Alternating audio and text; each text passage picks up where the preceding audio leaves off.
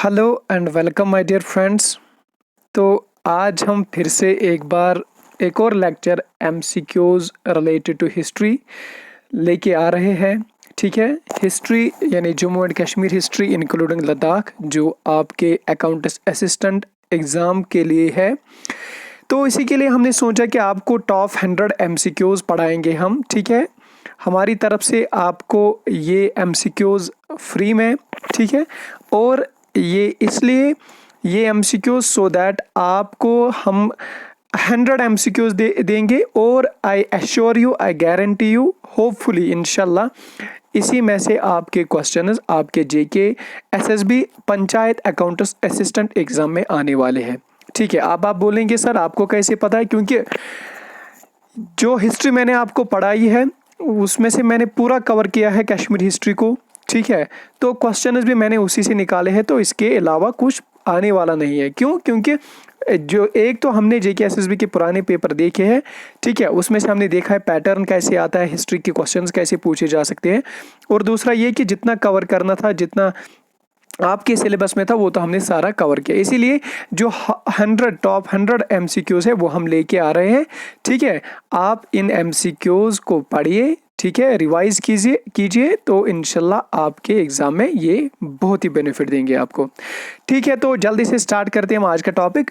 तो question number first यहाँ पे लिखा है, instrument of accession IOA, instrument of accession was signed by Maharaja Hari Singh in, यानी महाराजा हरी सिंह ने इंस्ट्रूमेंट ऑफ एक्सेशन साइन किया था। देखो बेटा, मैंने आपको अपनी हिस्ट्री में जब मैंने पढ़ाई थी आपको हिस्ट्री, तो मैंने आपको वहां पे बोला था कि बिल्कुल ये बात याद रखना कि इंस्ट्रूमेंट ऑफ एक्सेशन महाराजा हरी सिंह ने साइन किया है इंडियन गवर्नमेंट के साथ।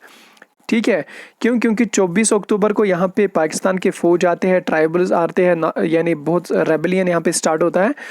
तो वो क्या करते हैं, वो 26 अक्टूबर 1947 को इंडियन गवर्नमेंट के साथ बैठ के, प्रेसिडेंट के साथ बैठ के, सॉरी प्राइम मिनिस्टर के साथ बैठ के उनके साथ इंस्ट्रूमेंट ऑफ एक्सेशन साइन करता है। ठीक है, so instrument of accession was signed by Maharaja Hari Singh in which year 1947। Date क्या था? 26 अक्टूबर 1947। ठीक है, 26 अक्टूबर 1947। ओके, अक्टूबर तो याद रहेगा क्योंकि कुछ ही दिन हो गए अक्टूबर को जाते हुए। ठीक है, 26 अक्टूबर तो कुछ ही दिन पहले था। ओके, तो 26 अक्टूबर 1947। ओके बेटा, इंस्ट्रूमेंट ऑफ एक्सेशन कब साइन किया गया? 26 अक्टूबर 1947 को महाराजा हरी सिंह ने। ओके, इसके बाद question number 2, Maharaja Hari Singh announced the formation of an interim popular government with Sheikh Abdullah as prime minister on, यानी महाराजा हरी सिंह को जवाहरलाल नेहरू कहते हैं कि आप, यानी आपके स्टेट में, यानी जम्मू एंड कश्मीर में, यहाँ पे लोग आपसे खुश नहीं है, तो आप इन्हीं का एक मेंबर चुनिए, यानी मुसलमानों का ही। और बेसिकली तब जाके नेशनल कॉन्फ्रेंस बनी थी। ठीक है, तो उसके जो लीडर होते थे वो होते थे शेख मोहम्मद अब्दुल्ला।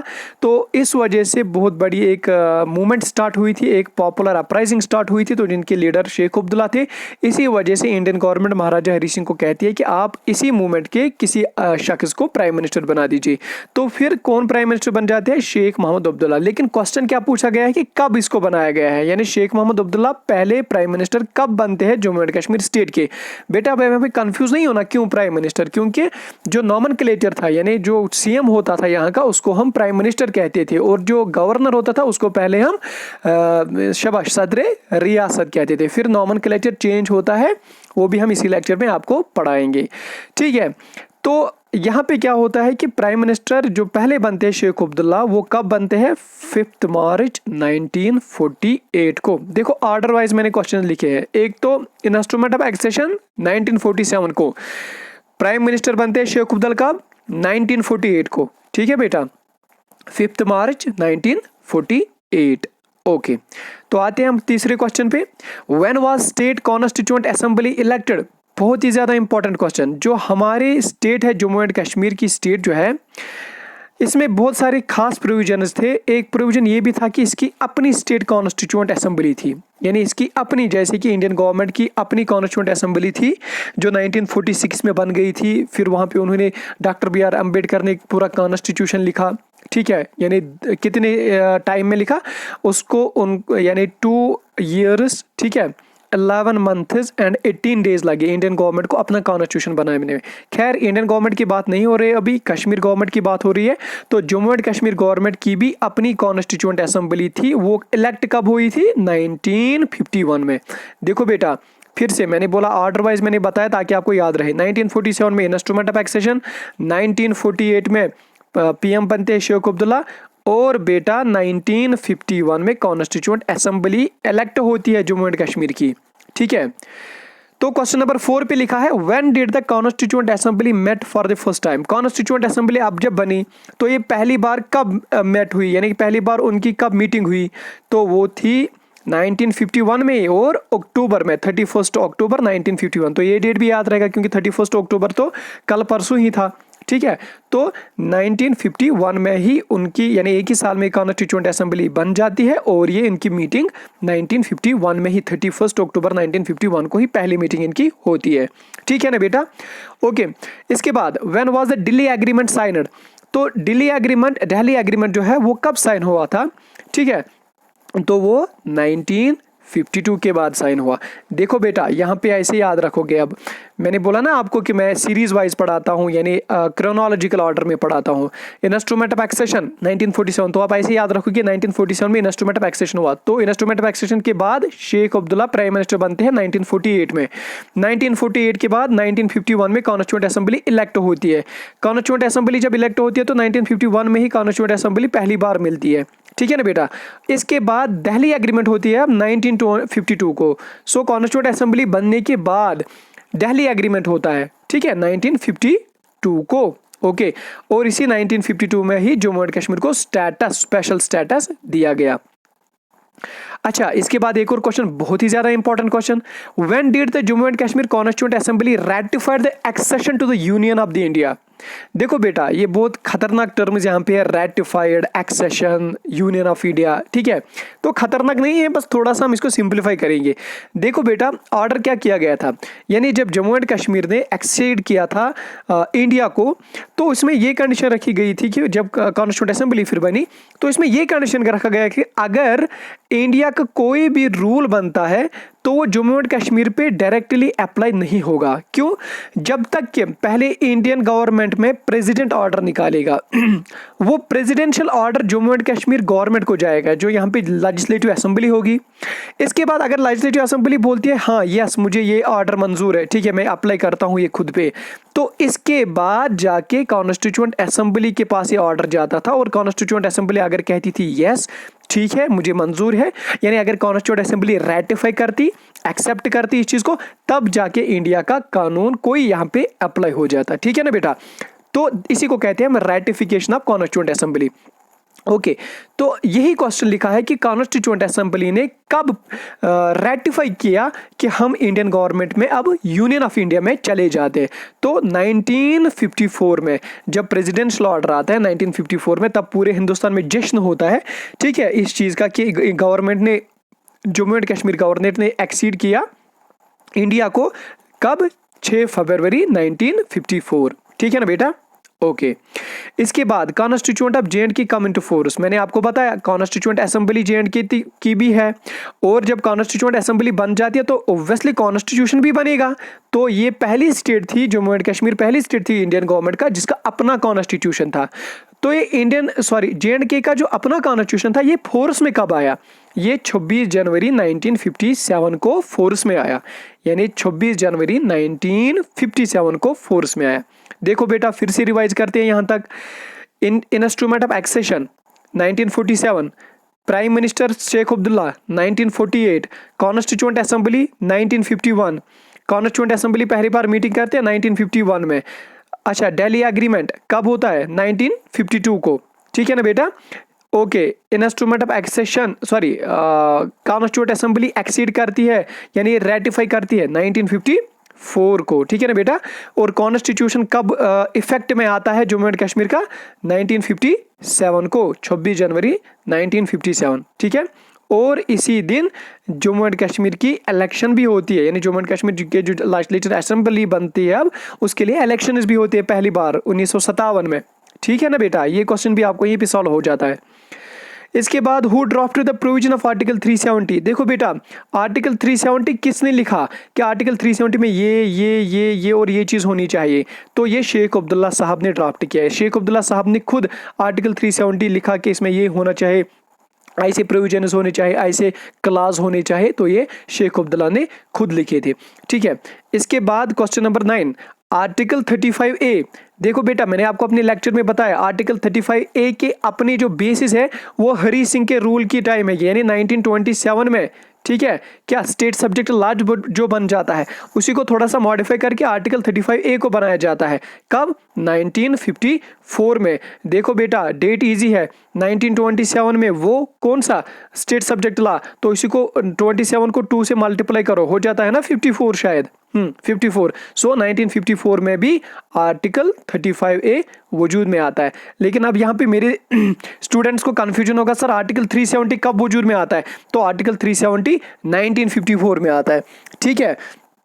जब क्या ये जो कॉन्स्टिट्यूएंट असेंबली है ये रेटिफाई करते हैं, ठीक है, अब आपके ऑर्डर्स हम मानेंगे, हम एक्सीड करते हैं इंडियन गवर्नमेंट को। तो 1935 में ही, सॉरी 1954 में ही 370, 1954 में ही आर्टिकल 35A, ठीक है ना बेटा। ओके, इसके बाद article 370 is mentioned in which part of Indian constitution? Indian constitution के किस पार्ट में आर्टिकल 370 मेंशन किया गया है?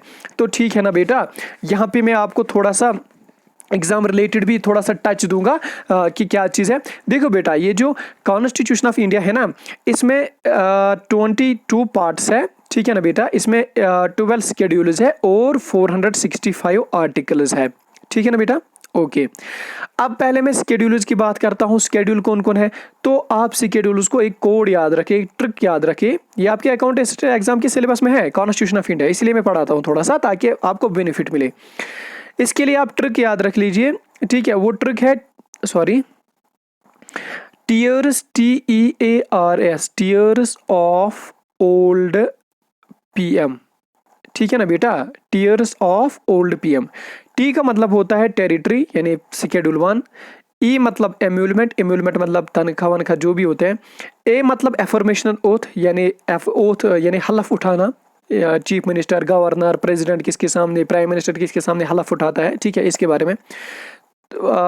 शाबाश। शेड्यूल 4 में राज्यसभा, S यानी 5th में scheduled area, O other scheduled area, F federal provisions, O official language, L land reforms, D defection, defection का मतलब होता है कि किस ग्राउंड पे हम किसी मंत्री को निकालेंगे अगर कोई गलती उसने की, ठीक है।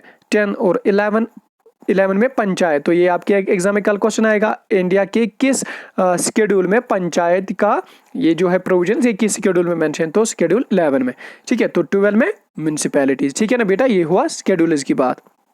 अगर हम बात करें अब किसकी, पार्ट्स की, वो तो बहुत बड़े हैं यार, पार्ट्स 22 है, क्या करें,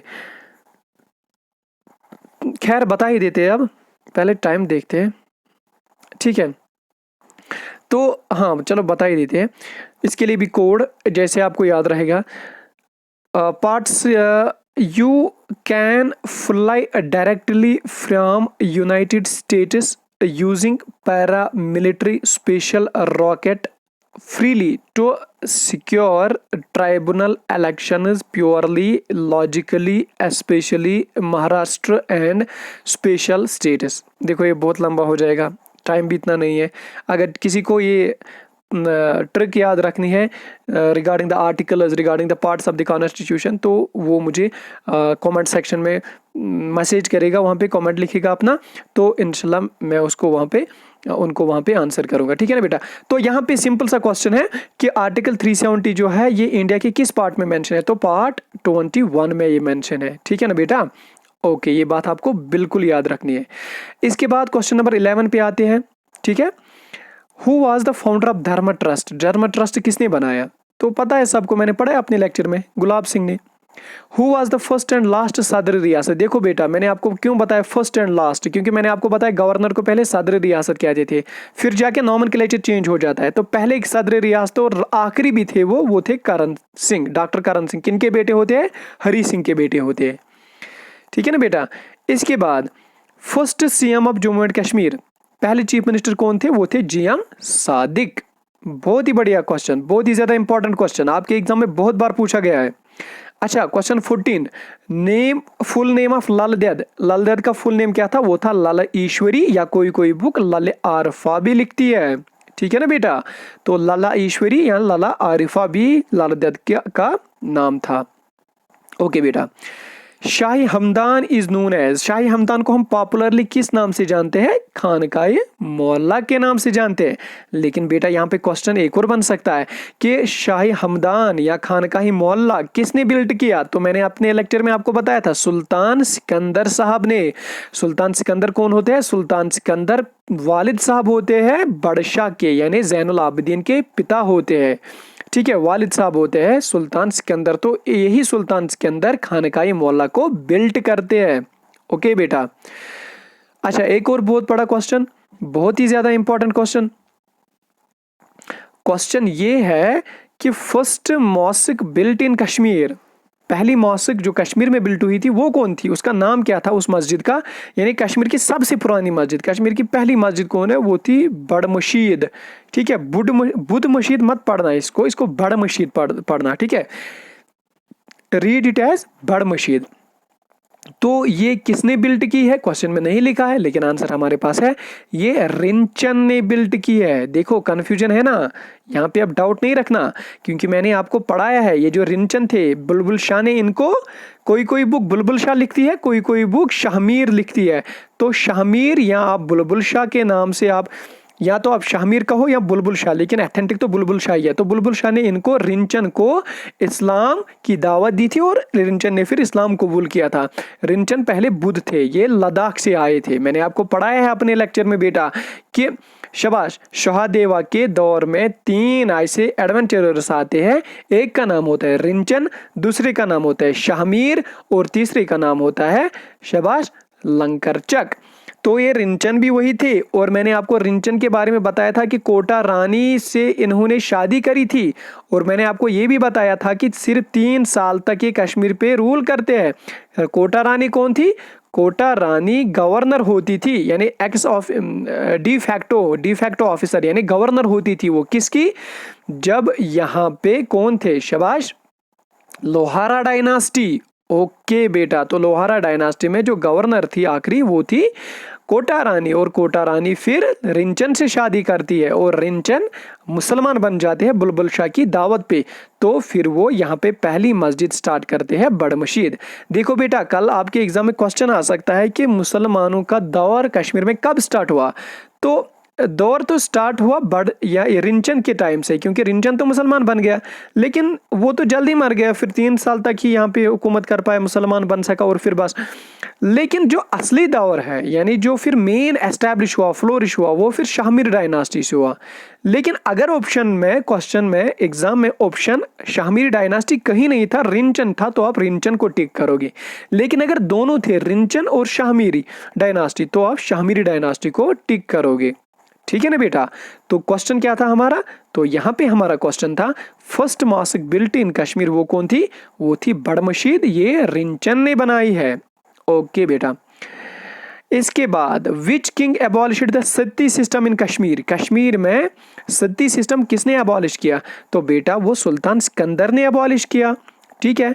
और सुल्तान सिकंदर किनके पिता होते हैं? ये वालिद साहब होते हैं जैनुल आबिदीन के। और हमने आपको बताया जैनुल आबिदीन ने जजिया सिस्टम यहाँ पे अबॉलिश कराया था, और इनके पिताजी ने, इनके वालिद साहब ने शाबाश सती सिस्टम अबॉलिश कराया, ठीक है। तो सती सिस्टम को अबॉलिश कराने वाला सुल्तान सिकंदर थे। ओके शाबाश। इसके बाद which period was known as the darkest period of history of Jammu and Kashmir, तो बेटा मैंने अपने लेक्चर में ये भी पढ़ाया है कि कौन सा रूल था darkest period of Jammu and Kashmir. तो वो था पठान रूल या अफगान रूल, ठीक है ना बेटा, या दुरानी रूल आप कहिए। पठान रूल, अफगान रूल या दुरानी रूल कहिए। ओके, इसके बाद क्वेश्चन नंबर 19 पे आते हैं। तो क्वेश्चन नंबर 19 पे लिखा है ना बेटा, title of Shamsuddin assumed by which ruler, Kashmir के किस रूलर ने खुद को शमसुद्दीन टाइटल रखा? तो वो थे शाहमीर। शाहमीर तो शाहमीरी डायनास्टी के पहले रूलर होते हैं, इन्होंने ही शाहमीरी डायनास्टी की बुनियाद डाली है। कैसे बुनियाद डाली है? क्योंकि उन्होंने कोटा रानी को हराया, और कोटा रानी को जब उन्होंने हराया तो इसके बाद ये यहाँ पे रूलर बन जाते हैं, शाहमीरी डायनास्टी का वजूद आता है। तो बेटा क्वेश्चन ये भी आ सकता है कि ये कहाँ से आए थे, ये शाहमीरी डायनास्टी, ये लोग कहाँ से आए थे? तो ये अफगान से आए थे। शाबाश, कहाँ से आए थे? अफगान से आए थे। ओके बेटा, अफगान से आए थे कौन? शाहमीरी डायनास्टी। ओके, इसके बाद क्वेश्चन नंबर 20 पे लिखा है, when did Maharaja Ranjit Singh died? बहुत बार क्वेश्चन आ चुका है आपके जेके एसएसबी एग्जाम में। तो 1839 में वो वफात पाते हैं, 1839 में। ठीक है, अच्छा इन्होंने रूल कब किया था? शाबाश, महाराजा रंजीत सिंह कब रूल में आते थे? ठीक है, ये मुझे आप कमेंट सेक्शन में लिखना कि महाराजा रंजीत सिंह कहाँ से कहाँ तक रूल करते हैं। ठीक है, 1839 में तो इनकी वफात होती है, ये डेड हो जाते हैं 1839 में, लेकिन इनका रूल कहाँ से कहाँ तक होता है ये आप मुझे कमेंट सेक्शन में बताइए। ठीक है ना बेटा, एक क्विक रिवीजन, जिनको लेट हुआ या जो इतना ही पढ़ना चाहते हैं वो वीडियो ऑफ कर सकते हैं, लेकिन जस्ट क्लोज द वीडियो। ठीक है, अपना काम कर सकते हैं क्योंकि टाइम बहुत इंपॉर्टेंट होता है, लेकिन जो चाहते हैं बच्चे के रिवीजन हो जाए वो रिवीजन यहाँ पे देख सकते हैं। ठीक है ना बेटा, फिर से क्विक रिवीजन करते हैं। 1947 instrument of accession, 1948 PM Sheikh Abdullah, 1951 में क्या हुआ? कॉन्स्टिट्यूंट असेंबली इलेक्ट हो जाती है, 1951 में ही ये फर्स्ट मीटिंग इसकी हो जाती है। दिल्ली एग्रीमेंट 1952 में होता है। ठीक है ना बेटा, ओके, 1954 में 370 वजूद में आता है और 35A वजूद में आता है। 1957 में कॉन्स्टिट्यूशन ऑफ J&K फोर्स में आता है। ठीक है, ओके बेटा, तो ये ड्राफ्ट कौन करता है? 370 शेख अब्दुल्ला। ठीक है ना बेटा, 35A भी हमने आपको बताया 1994 में आता है, 1954 में आता है। ठीक है ना, आर्टिकल 370 किस पार्ट में? पार्ट 21 में। ओके बेटा, ओके, यहाँ पे तो आपके ये क्वेश्चन सॉल्व हो गए। ठीक है, आई होप कि आपको मज़ा आया होगा, आपने एंजॉय किया होगा लेक्चर को। ठीक है, और अगर आपको कोई भी डाउट हो, कुछ भी क्लियर करना हो, यू कैन आप कमेंट ड्रॉप कर सकते हो कमेंट सेक्शन में। ठीक है, और हम वहाँ पे आपका इंतज़ार करते रहते हैं कमेंट्स के कि कहाँ पे डाउट है, किसको डाउट है, क्यों डाउट है। ठीक है, बाकी डिप्रेस नहीं करना खुद को, ये दिन आखिरी दिन है एग्ज़ाम्स के, इनमें जितना चाहे रिवीजन करो, जितना भी पिछला आपने पढ़ा है उस चीज़ का रिवीजन करो, और ये लेक्चर एमसी की सीरीज़ देखा करो, इससे आपको रिफ्रेश हो जाता है, क्योंकि हम एक्सप्लेन करते हैं क्वेश्चंस को ताकि आपको कहानी याद आ जाती है। हिस्ट्री तो कहानी ही है, ये आपको याद रखनी है। ठीक है, आपको कहानी याद आ जाती है। ठीक है ना बेटा, ओके, तो हम अपना लेक्चर यहीं पे एंड करते हैं आज। तो इंशाल्लाह 1-2 लेक्चर हम हिस्ट्री के ही लाते हैं, इसके बाद हम अकाउंटेंसी स्टार्ट करते हैं। तो बहुत मज़ा आने वाला है अकाउंटेंसी में भी, उसमें हमें एक्सप्लेन करने में बहुत मज़ा आएगा, आपको भी सीखने में मज़ा आएगा अगर आपको कहीं पे कन्फ्यूजन रहा है। ठीक है, बाकी आप भी दुआओं में याद रख लीजिए, हम भी आपके लिए दुआ करते हैं कि आज जो कैंडिडेट डिज़र्व करता है, जिन्होंने मेहनत करी है इस एग्ज़ाम के लिए, हम अल्लाह से दुआ करते हैं कि उनकी सिलेक्शन हो जाए। ठीक है, और जिन लड़कों ने मेहनत नहीं की है उनके लिए भी हम दुआ करते हैं कि अल्लाह उनको आगे मेहनत कराने की तौफीक अता फरमाए, वो मेहनत करे और किसी अच्छे एग्ज़ाम में वो उनकी सिलेक्शन हो जाए। ठीक है, तो आप भी हमारे लिए दुआ कीजिए। चलो, अल्लाह हाफिज़।